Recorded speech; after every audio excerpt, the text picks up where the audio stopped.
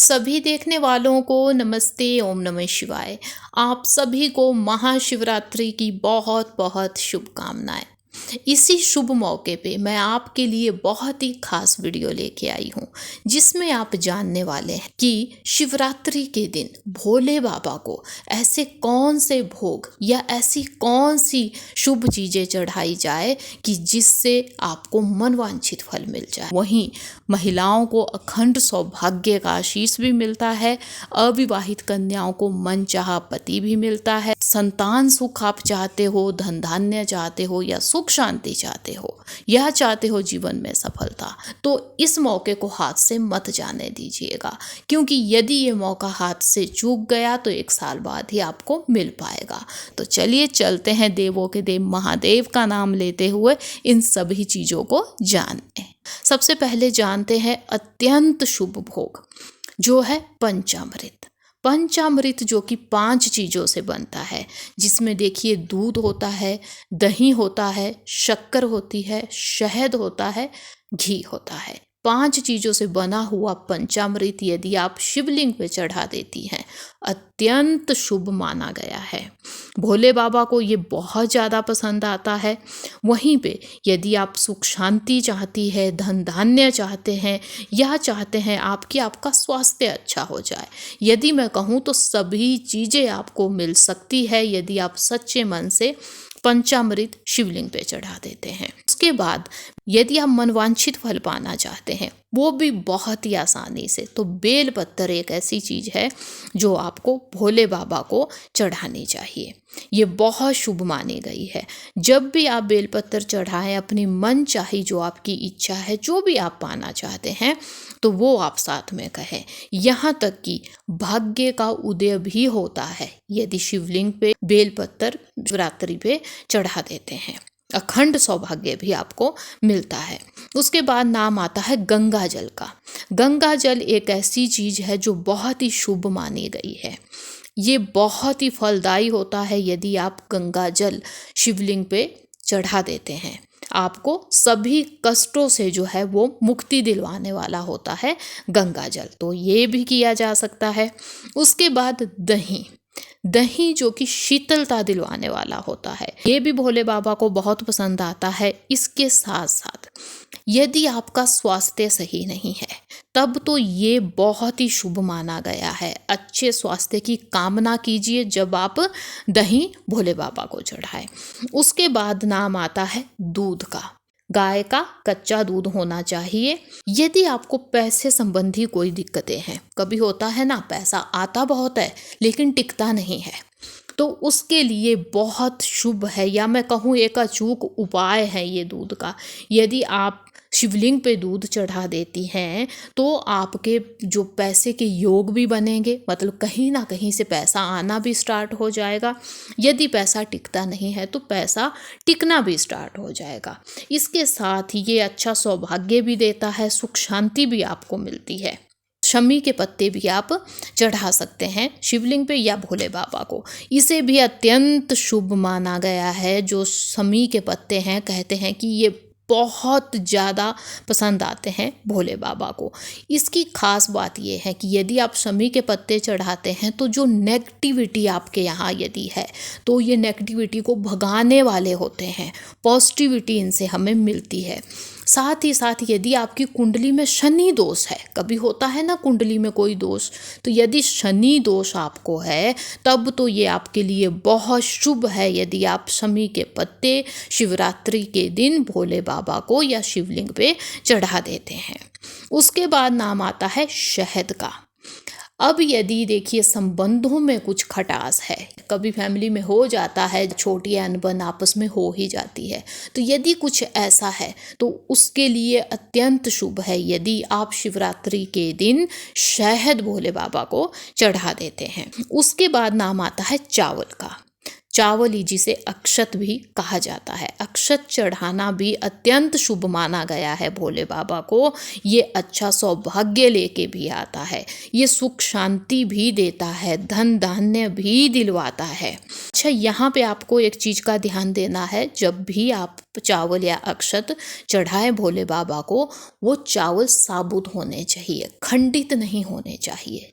उसके बाद नाम आता है मूंग दाल का। साबुत मूंग दाल जो होती है, इसे भी अत्यधिक शुभ माना जाता है यदि आप इसे भोले बाबा को चढ़ा देते हैं। यदि तो कुछ ऐसी समस्याएं हैं आपके जीवन में कि आपको मतलब सफलता नहीं मिलती है, कुछ बाधाएं आती है आपके सफलता के बीच में, कभी ऐसा होता है हमने किसी जॉब के लिए अप्लाई किया है या कोई टेस्ट बच्चों ने दिया है, ये अच्छा हुआ लेकिन कुछ ना कुछ बाधाएं आएगी। कभी होगा कि एग्ज़ाम है लेकिन स्वास्थ्य सही नहीं है, कहीं जॉब है लेकिन कुछ ना कुछ बीच में अटकने आ गई, आप वहाँ पहुँच ही नहीं पाए। तो इन सभी के लिए मूंग दाल भोले बाबा को चढ़ाना या शिवलिंग पे चढ़ाना अत्यंत शुभ माना गया है, तो ये उपाय भी किया जा सकता है। उसके बाद नाम आता है सफ़ेद चंदन का। ये बहुत शुभ है उन लोगों के लिए जो संतान सुख चाहते हैं। यदि संतान नहीं है आपके तो उसके लिए बहुत सही कहा गया है, यदि पति पत्नी इकट्ठे पूजा के लिए बैठे, शिव के साथ साथ माँ जगदम्बा की पूजा का भी उनके लिए विधान है। यदि दोनों की पूजा सच्चे मन से की जाए, भोले बाबा को चंदन का टीका लगा दीजिए, माँ जगदम्बा को कुमकुम का टीका लगा दीजिए, तो आपके लिए बहुत सही माना गया है। संतान सुख के लिए ये अत्यंत शुभ मानते हैं। यहाँ तक कि यदि संतान है आपके, उनके आप अच्छा भविष्य चाहते हैं, तो भी यही जो चीज़ है वो की जा सकती है। देखिएगा, संतान सुख भी आपको मिलेगा या जो आपके बच्चे का भविष्य है वो भी उज्जवल हो जाएगा। उसके बाद आता है मालपुआ। मालपुआ जो आपने ये ध्यान देना है कि इस मालपुए को आपने गेहूं के आटे से, साथ में गुड़ के साथ, दूध के साथ यदि आप बना सके, 3 चीज़ें यदि आप उसमें मिला सकते हैं, तो ये उन कन्याओं के लिए अत्यंत शुभ है जो अविवाहित कन्याएं हैं। वो चाहती है कि उन्हें मनचाहा पति मिले या सुलझा हुआ पति मिले, अच्छा पति मिले, तो उसके लिए ये अत्यंत शुभ माना गया है। यदि वो मालपुआ खुद बना सके तब तो अत्यंत शुभ है ही, लेकिन यदि किसी वजह से खुद ना बना सके तो किसी से बनवा दे, लेकिन उन्हें शिवरात्रि के दिन भोले बाबा को ये मालपुआ चढ़ाना चाहिए, जो कि बहुत ही अच्छा माना जाता है। उसके बाद आता है सुहागिन महिलाओं के लिए अखंड सौभाग्य के लिए यदि आप कुछ चढ़ाना चाहती है तो वो है सुहागी की चीज़ें माँ जगदम्बा को चढ़ाना। सुहागी में आप बहुत सी चीज़ें ले सकते हैं, जिसमें खास चीज़ें जो है वो है लाल कुमकुम, साथ में लाल चूड़ियाँ, साथ ही माता के लिए ओढ़ाने के लिए एक लाल दुपट्टा। ये चीज़ें होनी ही चाहिए। उसके अलावा आप चाहे कितनी चीज़ें इसमें ले। जब भी सुहागी जो भी आप चढ़ाएं इस दिन भोले बाबा को या माता को, जो भी सुहागी चढ़ाएं, दोनों को ही की ही पूजा होगी। आपके लिए भी, पति पत्नी दोनों भी बैठ सकते हैं। तो ये चीज़ें आपको चढ़ानी है। ये ध्यान देना है कि जब पूजा संपन्न हो जाए या आपने उपवास लिया, अगले दिन आप उपवास खोलेंगे, तो जो भी सुहागी की चीज़ें हैं वो महिलाएं अपने यूज़ के लिए ले, किसी को वो देनी नहीं है। लेकिन साथ ही साथ कुछ सुहागी अलग से आप दान अवश्य दीजिएगा, वो बहुत शुभ कहा गया है। अखंड सौभाग्य का आशीष आपको भोले बाबा साथ में माँ जगदम्बा दे के जाएगी। अब यहाँ मैं ये भी बता दूँ कि यदि आप किसी ऐसी जगह पे है कि आपको ये चीज़ें ना मिले, कभी ऐसा हो सकता है कोई स्टूडेंट है, हॉस्टल में है या कहीं भी है, ऐसा हो सकता है कि उनके पास से कुछ भी ना हो, तो इस स्थिति में आप केवल एक पानी का लोटा लेके आप शिवलिंग पे चढ़ा सकते हैं या भोले बाबा को चढ़ा सकते हैं। तो ये भी किया जा सकता है। अब जान लीजिए कि निषेध क्या है भोले बाबा को भोग में लगाने के लिए, ये आपको पता होना चाहिए। तो जो चीज़ें निषेध है वो है तुलसी का पत्ता। गलती से भी तुलसी का पत्ता भोले बाबा को मत चढ़ाइएगा, ये निषेध है, उनके लिए अशुभ माना जाता है। इससे पाप लगता है यदि हम तुलसी भोले बाबा को चढ़ा देते हैं। उसके साथ ही नाम आता है जो केतकी के फूल होते हैं। केतकी के फूल भी बहुत अशुभ माने जाते हैं भोले बाबा की पूजा के लिए। तो ये भी गलती मत कीजिएगा, केतकी का फूल भी भोले बाबा या माँ जगदम्बा को नहीं चढ़ाया जाएगा। अब यहाँ इस चीज़ का भी खास ध्यान दें कि यदि आपके पास शिवलिंग है, आपने उस पर अभिषेक किया है या भोग लगाया है, तो देखिए अगले दिन जब शिवरात्रि समापन हो जाता है तो उसके बाद वो सभी चीज़ें उठाई जाती है, उन्हें जल में बहा दिया जाता है। लेकिन यहाँ पे कभी गलती हो जाती है कि हम वो चीज़ें तुलसी के गमले में डाल देते हैं। ये गलती मत कीजिएगा।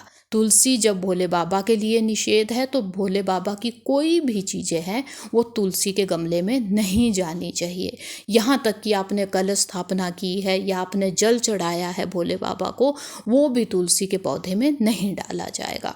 बाकी किसी गमले में डाल सकते, बाकी किसी भी पौधे में डाल सकते हैं, या सबसे अच्छा है कि पानी में बहा दें।